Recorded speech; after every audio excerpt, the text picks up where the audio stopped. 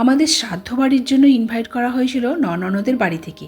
তো ননদের কোনো একটা জ্ঞাতি শাশুড়ি মারা গেছেন, তো সেই জন্যই আর কি উপহার তো দিতেই হবে। তো সেই জন্যই কী উপহার কিনেছি ভাবলাম আপনাদের সঙ্গে একটু শেয়ার করে দিই। তো এই যে দুটো ট্রাক স্যুট কেনা হয়েছে, একটা জামাইবাবুর জন্য মানে ননদের বরের জন্য, আর একটা কেনা হয়েছে আমার ভাগনার জন্য।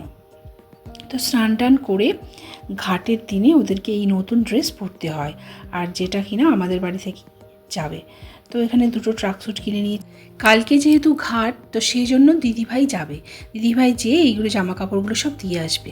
আমাকেও বলছিল যেতে অনেক করে, আমি যাব না, কেননা আমার মেয়েটার পড়াটা অনেকটাই ক্ষতি হয়ে যাবে, সেই জন্য আর কি। আর এই ধুতিটা দেওয়া হবে মানে অগ্নিকর্তাকে, মানে যারা নেমন্তন্ন করেছেন তাদের বাড়ির অগ্নিকর্তা। আর দিদির জন্য কিনেছিলাম এই লাল রঙের সুতির ছাপা শাড়িটা, যেটা স্নান করে দিদি পরবে। তো আর খুলে দেখাচ্ছি না। আর এই যে একটা লাল ব্লাউজ সাথে আছে, আর আছে একটা সায়া মানে পেটিকোট আর কি। তো তারপরে দুটো টি শার্ট নেওয়া হয়েছিল জামাইবাবুর জন্য আর ভাগনা বাবুর জন্য। দুটোই লাইট কালারের আর ইয়েলো টাইপের কালারেরই নিয়ে এসেছে অমরবাবু।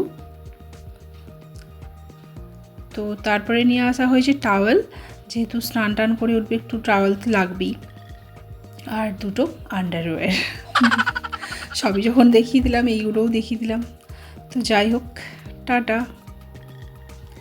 আর আজকে ডিনারে রান্না হয়েছে সোয়াবিন দিয়ে ক্যাপসিকাম দিয়ে একটা শুকনো শুকনো তরকারি, আর এখানে আছে পরাঠা, প্লেন পরোটা, আলু পরোটা নয়, প্লেন পরোটাই করা হয়েছে একদম অল্প তেল দিয়ে, আর এই শশা আছে। Bye bye.